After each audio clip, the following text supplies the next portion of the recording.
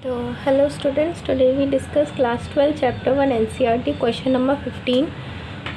तो ये क्वेश्चन बोल रहा है an aqueous solution of 2% non volatile solute. मतलब एक एक्वस सॉल्यूशन, और एक्वस वर्ड जहाँ भी दिखता है तो एक्वस का मतलब ही होता है वाटर, मतलब उसमें वाटर तो ज़रूर होगा।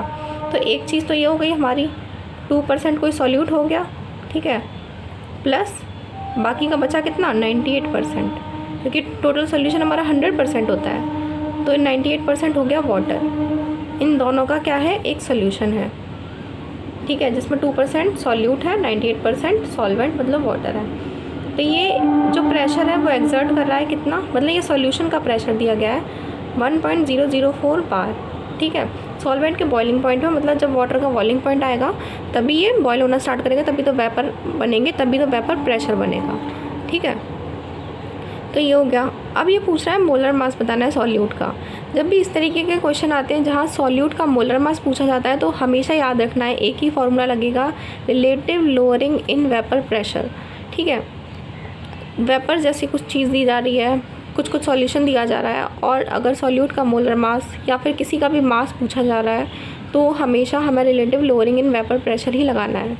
तो गिवन चीज़ लिख लेते हैं पहले, मास, ठीक है। तो मास को रिप्रेजेंट किया जाता है स्मॉल m से, सॉल्यूट को रिप्रेजेंट किया जाता है b से। ये मैंने अपनी लेक्चर की वीडियोस में बताया था।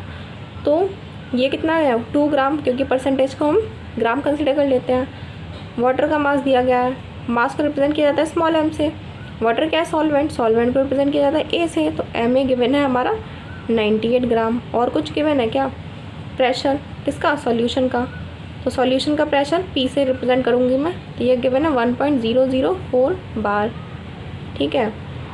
अब इतनी ही चीज़ें गिवन है। अब relative lowering in vapour pressure का फॉर्मूला क्या होता है, वो होता है P0A माइनस का P upon P0A is equals to NB upon का NA।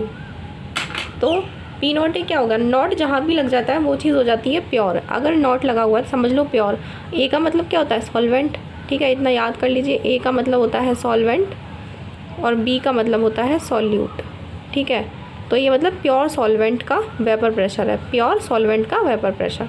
और ये प्रेशर कुछ नहीं लगा हुआ है, नॉट नहीं लगा, तो दैट मीन्स ये प्योर नहीं है, प्योर नहीं है मतलब ये सॉल्यूशन है, ये वही प्योर सॉल्वेंट का प्रेशर है। एन क्या होता है, नंबर ऑफ मोल्स, बी मतलब सॉल्यूट, सॉल्यूट के नंबर ऑफ मोल्स, और ये होता है सॉल्वेंट के नंबर ऑफ मोल्स। अब इसमें वैल्यूज़ पुट करनी है। अगर प्योर सॉल्वेंट का प्रेशर नहीं दिया गया है तो हमको ये याद होना चाहिए, क्योंकि हमारा वाटर जो है बहुत ही बेसिक सा है और हर किसी सॉल्यूशन में प्रेजेंट होगा, ठीक है। एक्वस सॉल्यूशन अगर दे दिया तो वाटर तो होना ही होना है, तो उसका 1.013 बार प्रेशर होता है प्योर वाटर का, ठीक है। तो ये तो याद ही कर लेना चाहिए। यहाँ वैल्यू पुट करेंगे 1.013 बार माइनस सॉल्यूशन का कितना है 1.004 बार अपॉन सॉरी ये P0A, ये कितना है 1.013, सॉरी यहाँ पे P0A नहीं P होता है, रियली सॉरी। तो ये 1.004 बार is equal to number of moles क्या होता है, मास अपॉन मोलर मास। तो मास ऑफ सॉल्यूट अपॉन का मोलर मास कैपिटल M से रिप्रेजेंट किया जाता है into solute upon number of moles of A, तो मास अपॉन का मोलर मास, ठीक है। मास ऑफ सॉल्यूट कितना गिवन है 2 ग्राम, ठीक है, अपॉन मोलर मास निकालना है into molar mass of solvent. Water का मोलर मास कितना होता है 18 ग्राम पर मोल, मोलर मास ग्राम पर मोल में होता है ना। मास कितना है वाटर का 98 ग्राम। ये चीज़ इसको इससे माइनस करेंगे आएगा 0.009 बार अपॉन नीचे हो गया 1.004 बार।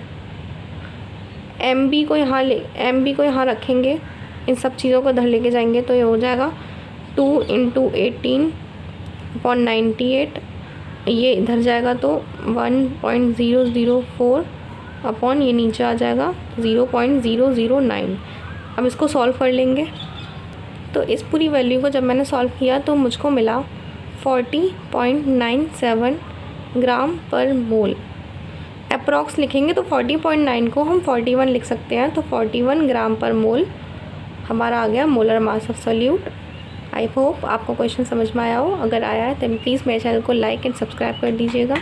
मिलते हैं नेक्स्ट वीडियो में नेक्स्ट क्वेश्चन के साथ। तब तक के लिए बाय बाय।